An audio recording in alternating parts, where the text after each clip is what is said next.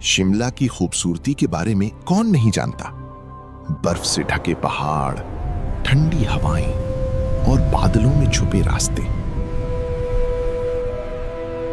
14 साला हूरिया हमेशा से शिमला जाना चाहती थी। जब उसके पापा ने बताया कि वो वेकेशन के लिए शिमला जा रहे हैं तो खुशी से उसकी चीख निकल गई।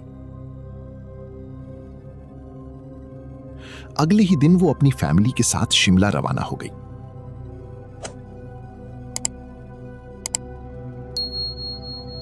पहले 2 दिन सब कुछ बिल्कुल ख्वाब जैसा था। वो लोग पहाड़ों में घूमे, तस्वीरें बनाईं और खूब मजे किए।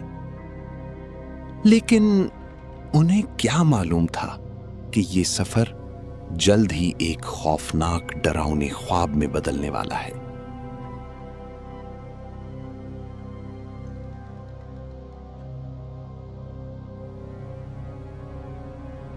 तीसरे दिन हूरिया के वालिद ने फैसला किया कि वो करीब ही एक खूबसूरत जिला सोलन भी जाएंगे।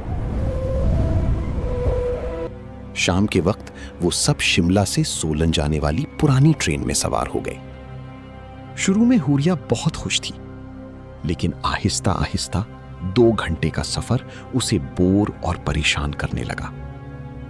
वो बार बार जिद करने लगी, जिस पर उसके वालिद नाराज हो गए और उसे पिछली सीट पर जाकर बैठने का कहा। हूरिया खामोशी से जाकर खिड़की के पास बैठ गई। ट्रेन रात के वक्त पहाड़ों के दरमियान शोर करती हुई आगे बढ़ रही थी। हूरिया खिड़की से बाहर देख रही थी कि अचानक उसे महसूस हुआ जैसे उसके पास कोई बैठा हो। उसने चौंक कर सामने देखा। वहां एक 16 या 17 साल का लड़का बैठा था। पीला चेहरा, बिखरे बाल और अजीब खामोश आंखें। हूरिया उसे देखकर घबरा गई, लेकिन वो लड़का मुसलसल उसे ही देखे जा रहा था। कुछ लम्हों बाद उसने धीरे से कहा, मेरा घर आगे आने वाला है, तुम देखना चाहोगी? उसकी आवाज अजीब थी, जैसे दूर किसी सुरंग से आ रही हो। हूरिया जैसे किसी शहर में आ गई थी। वो खामोशी से उस लड़के को देखती रही। फिर अचानक उस लड़के की आंखें सुर्ख होने लगीं। उसने हूरिया का हाथ पकड़ा और उसे ट्रेन के दरवाजे की तरफ ले जाने लगा। सामने एक खौफनाक अंधेरी सुरंग नजर आ रही थी। वो लड़का मुस्कुराते हुए बोला, यही मेरा घर है। मेरी मां अभी भी मेरा इंतजार कर रही है। अचानक ट्रेन जोर से हिली और अगले ही लम्हे वो लड़का गायब हो गया। हूरिया के अंदर कुछ दाखिल हो चुका था, लेकिन अब कुछ बदल चुका था। हूरिया की आंखें सुर्ख हो गई थीं। आंख, खून। उसका जिस्म नीला पड़ने लगा और उसके मुंह से खून निकलने लगा। ऐसा लग रहा था जैसे किसी और रूह ने उसके जिस्म पर कब्जा कर लिया हो। जैसे ही ट्रेन सुरंग के अंदर दाखिल हुई, हूरिया चीखती हुई दरवाजे की तरफ बढ़ी। वो चलती ट्रेन से कूदने वाली थी कि अचानक कंडक्टर ने उसे पकड़कर अंदर खींच लिया।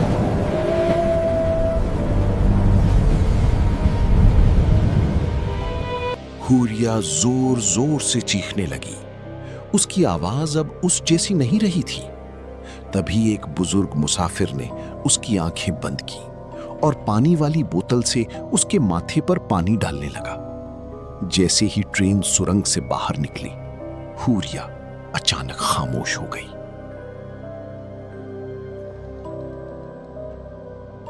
जब हूरिया ने अपने वालिदैन को उस लड़के के बारे में बताया तो उनके चेहरे सफेद पड़ गए, क्योंकि उन्होंने ना तो उस कंपार्टमेंट में और ना ही पूरी ट्रेन में कोई लड़का देखा था।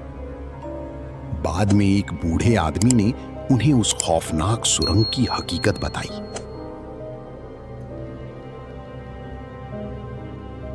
कई साल पहले इसी सुरंग के करीब एक लड़का चलती ट्रेन से गिरकर मर गया था। उसका घर सुरंग के उस पार था और उसकी मां हर रोज उसका इंतजार किया करती थी। बेटे की मौत के चंद दिन बाद उसकी मां ने भी इसी ट्रेन के आगे आकर खुदकुशी कर ली। तब से लोग कहते हैं कि उस लड़के की रूह आज भी किसी ना किसी मुसाफिर के जिस्म में दाखिल होने की कोशिश करती है ताकि वो दोबारा अपने घर वापस जा सके। आज भी हुरिया और उसकी फैमिली उस सफर को कभी नहीं भूल सके।